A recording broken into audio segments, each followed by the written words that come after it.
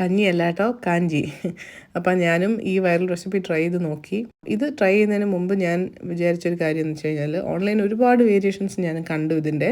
So അതുകൊണ്ട് തന്നെ authentic ആയിട്ട് ആയുർവേദിക് രീതിയിൽ എങ്ങനെയാണ് ഈ കാഞ്ചി പ്രിപ്പയർ ചെയ്യുന്നതെന്ന് ഞാനൊന്ന് റിസർച്ച് ചെയ്ത് നോക്കിയിട്ട്, സ്വാമി നിത്യാനന്ദം എന്ന് പറയുന്ന ഒരു ആയുർവേദിക് ആൻഡ് യോഗിക് ഗുരു ഉണ്ട്. പുള്ളിയുടെ റെസിപ്പിയാണ് ഞാൻ യൂസ് ചെയ്തിരിക്കുന്നത്. ഈ വീഡിയോ സെൽഫ് എക്സ്പ്ലനേറ്ററി ആണെന്ന് ഞാൻ വിശ്വസിക്കുന്നു. അതുകൊണ്ട് ഞാൻ ഡീറ്റെയിൽസ് എക്സ്പ്ലെയിൻ ചെയ്യുന്നില്ല. എന്തെങ്കിലും ഡൗട്ട് ഉണ്ടെങ്കിൽ നിങ്ങൾ കമൻറ്റ് ചെയ്താൽ മതി. ഞാൻ ഡീറ്റെയിൽഡ് ആയിട്ടൊരു വീഡിയോ ഉണ്ടാക്കാം ഇതിൻ്റെ.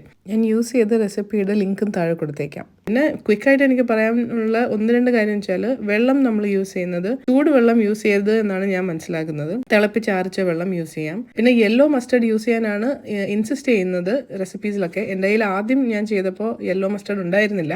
അതുകൊണ്ട് ബ്ലാക്ക് മസ്റ്റർഡ് വെച്ച് തന്നെ ഞാൻ ഒരു പ്രാവശ്യം ഉണ്ടാക്കി നോക്കി. ടേസ്റ്റിനൊന്നും ഒരു ഡിഫറൻസ് ഉണ്ടായിരുന്നില്ല. പിന്നെ ഞാൻ ഉണ്ടാക്കിയപ്പോഴൊക്കെ യെല്ലോ മസ്റ്റർഡ് തന്നെയാണ് യൂസ് ചെയ്തത്. നെല്ലിക്ക സോഡയൊക്കെ കുടിക്കുമ്പോൾ ഉള്ളൊരു ടേസ്റ്റ് ഇല്ലേ, അതുപോലത്തെ ഒരു ടേസ്റ്റ് ആയിട്ടാണ് എനിക്ക് ഫീൽ ചെയ്തത്. So do try and let me no.